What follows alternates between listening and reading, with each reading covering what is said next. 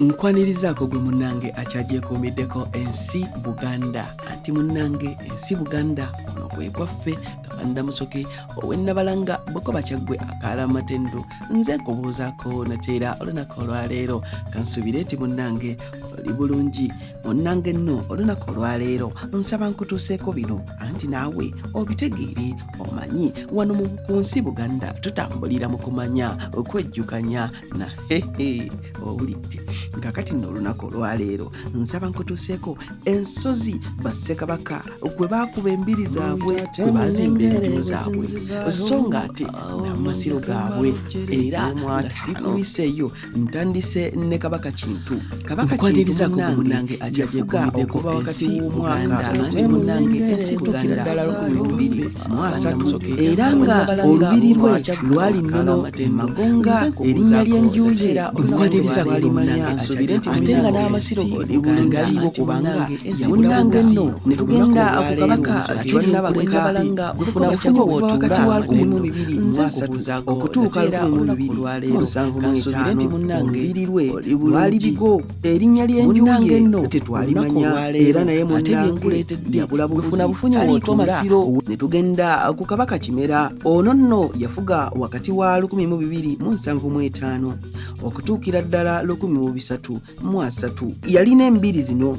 Masanafu, Kikandwa, Nsambya, Mulume, Ntinda mu Busiro era ng'ennyumba ye yali eyitibwa Kannyakasa. Amasiro ge gali Bumera, Busiro. Ne tugenda ku Kabaka Ttembo. Kabaka Ttembo yafuga okuva wakati wa 1303 okutuukira ddala 1306. Olubiri lwe lwali Bunwa Nsaggu, yalina embiri Ebunwa n'Ensaggu era erinnya ly'ennyumba ye yali eyitibwa Kiryokyembi era amasiro ge gali Bujuuko mu Busiro. Ne tugenda ku Kabaka Kiggala. Munnange nno Kabaka Kiggala yafuga wakati w'omwaka 1306 ne 1308 ate era munnange yaddamu n'alya obwakabaka mu 1400 mpaka 1415 era embiri ze zaali Empummudde Kisubi, Kigungu, Manja, Kamuli, Bakka, Kasanga, Magunuula ne Bbumbu. Enju ye teyagituuma mannya oba teyagituuma linnya n'amasiro ge tetwamanya. Ne tugenda ku Kabaka Kiyimba. Ono wakati wa 1308 okutuukira ddala 1400 era nga olubiri lwe lwali Mpummudde ng'era erinnya ly'ennyumba ye yali eyitibwa Konkomebbi. Ono gwe bagamba nti Konkomebbi nannyini Kigaji era ng'amasiro ge gali Ssentema. Ne tugenda ku Kabaka Kayima. Kabaka Kayima yafuga wakati wa 1415 okutuukira ddala 1440 era ng'olubiri lwe lwali Nanziga era ng'ennyumba ye yali eyitibwa Kinnya kya Mulyango. Amasiro gali Nabulagala mu Busiro. Munnange ne tugenda ku Kabaka Nakibinge. Yafuga wakati wa 1440 ne 1409 olubiri nga Bbumbu so nga ennyumba ye yegituuma Kannyakasa. Amasiro gali Kongojje mu Busiro. Ne tugenda ku Kabaka Mulondo 1409 paka 1510 olubiri lwali Mitwebiri era ng'ennyumba ye yali eyitibwa Kiryokyembi. Amasiro Bulondo mu Busiro. Ne tugenda ku Kabaka Jjemba okuva 1510 paka 1503 olubiri lwali Mubango. Ennyumba ye ng'eyitibwa Bagamba Munyolo era amasiro ge gali Mubango, Busiro. Ne tugenda ku Kabaka Ssuuna. Kabaka Ssuuna okuva 1503 okutuukira ddala 1505 olubiri Jimbo ate nga ennyumba ye yali eyitibwa Kiryokyembi era nga n'amasiro ge gali Jimbo Busiro. Ne tugenda ku Ssekabaka Ssekamaanya oba Kabaka Ssekamaanya okuva 1505 okutuuka 1509 olubiri nga luli Kongojje so nga n'ennyumba ye yali eyitibwa Kiryokyembi era nga n'amasiro ge gali Kongojje mu Busiro. Ne tugenda ku Kabaka Kimbugwe okuva 1509 okutuukira ddala 1610. Olubiri lwe nga luli Bugwanya, n'ennyumba ye n'agituuma Bugwanya, ate era nga n'amasiro ge gali Bugwanya Busiro. Ne tuvaawo ne tugenda ku Kabaka Kateregga okuva 1610 okutuukira ddala 1605. Olubiri lwe lwali Lugeye, ennyumba ye ye yali Nakangu, amasiro ge gali Bulegegga Busiro. Ne tugenda ku Kabaka Mutebi ow'olubereberye omwaka 1605 okutuuka 1607. Embiri ze nga ziri Muguluka, Mwera n'Embaluwa, era ng'ennyumba ye ng'eyitibwa Kannyakasa, ate ng'amasiro ge gali Kongojje Busiro. Ne tuvaawo ne tugenda ku Kabaka Jjuuko 1607 ppaka 1682.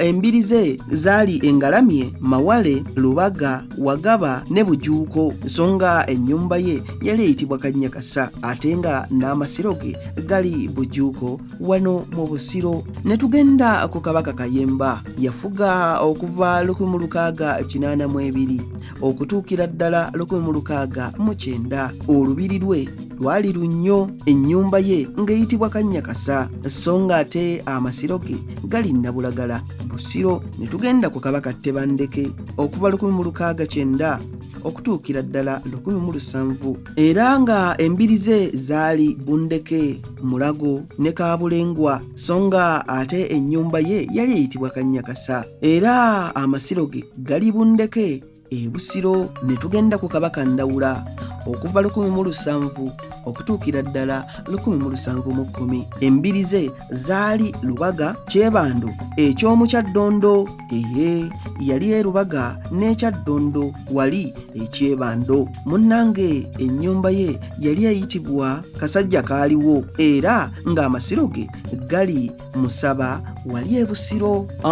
Ne tugenda ku Kabaka Kagulu Tebuuchwereke okuva 1710 okutuukira ddala 1720. Embiri ze zaali Bulizo, Mulumbu n'Ekibibi, so nga ate erinnya ly'enju ye yali eyitibwa Kasajja Kaaliwo, so nga n'amasiro ge gali Bbuga Busiro. Tugenze ku Kabaka Kikulwe okuva 1720 okutuukira ddala 1740. Olubiri lwe lwali Kibibi, era ng'ennyumba ye yali eyitibwa Ndigalyamadda. Munnange nno amasiro ge gali Kaaliiti wano mu Busiro. Ne tugenda ku Kabaka Mawanda okuva 1740 paka 1760. Embiri ze yazikuba Katakula, Mukono, Lwankuba, Bowa, Kaasanyama ne Lubumbu, era ennyumba ye yali eyitibwa Kiryokyembi, era n'amasiro ge gali Serinnya mu Busiro. Ne tugenda ku Mwanga ow'olubereberye, ye nno munnange yafugira ennaku 9, era ng'olubiri lwe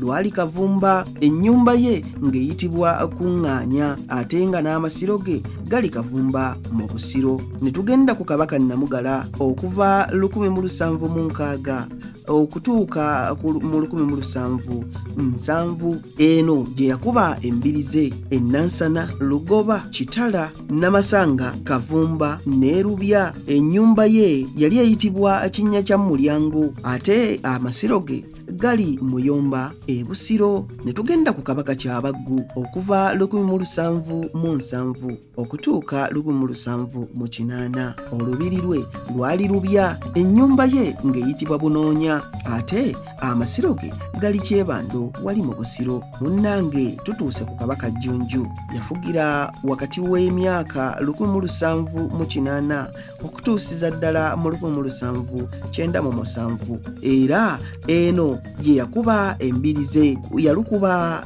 Mugongo, Migo, Kasalaga, Kiwawu, Nsozi Bbirye ne Kalamba, ate nga ennyumba ye yali eyitibwa Kiryokyembi, so nga n'amasiro ge gali Luwunga wali mu Busiro. Tugenze ku Kabaka Ssemakookiro okuviira ddala 1797 okutuuka mu 1814. Munnange eno gye yakuba embirize e Kasangati, Kisimbiri, Nakatema, Makerere, awo awali yunivasite kati, era munnange n'alukuba n'ekitende. Erinnya ly'enju ye yali eyitibwa Kiryokyembi, era nga n'amasiro ge gali Kasimbiri wali mu Busiro.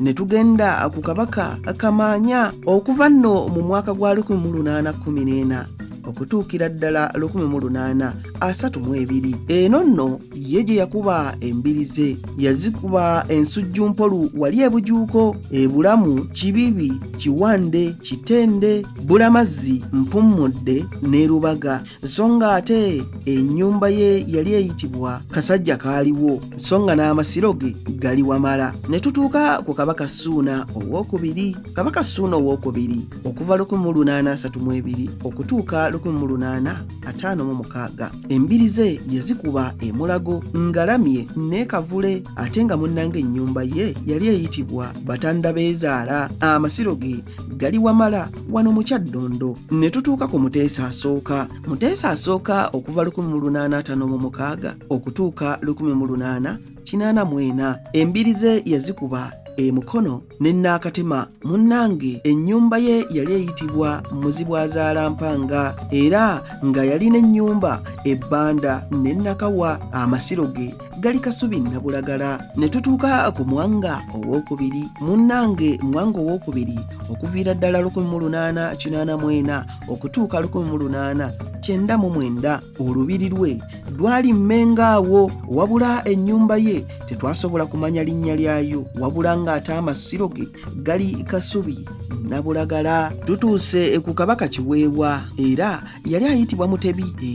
Kati nno ye yalinnya ku Namulondo nga 2 Ogw'omunaana 1888 okutuuka nga 12 Ogw'ekkumi 1888. Ono nno munnange teyafuna budde bukuba lubiri lwe, anti yafugira ennaku 72 zokka, ate ng'ensi yali mu ntalo z'eddiini. Era munnange engeri gy'ataakuba lubiri teyafuna na budde butuuma nnyumba ye linnya, naye ng'amasiro ge gali masanafu wali e Busiro. Ne tutuuka ku Kabaka Kalema. Yalinnya ku Namulondo ng'ennaku z'omwezi 12 omwezi gwali gwa 10 1888 okutuuka nga 5 Ogw'ekkumi 1889. Era ebizibu by'ono byafaanaganirako ddala n'ebya muganda we Kiweewa. Teyasobola kukuba lubiri, ate nga n'ennyumba ye era munnange teyasobola kugituuma linnya.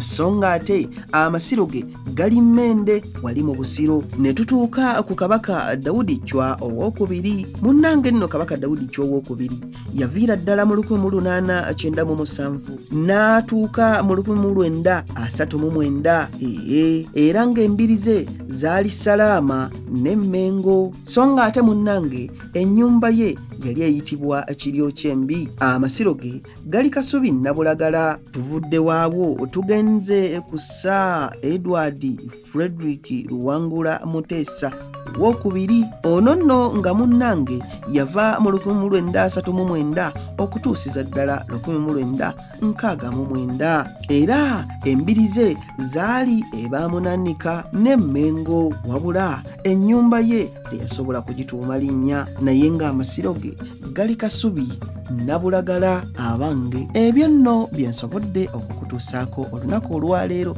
Munzikirize nange nzire Nabalanga Bukoba Kyaggwe. Tuddingana ate mu kitundu ekirala ng'ate nkuwa ebirala. Aye Katonda kuuma Namulondo.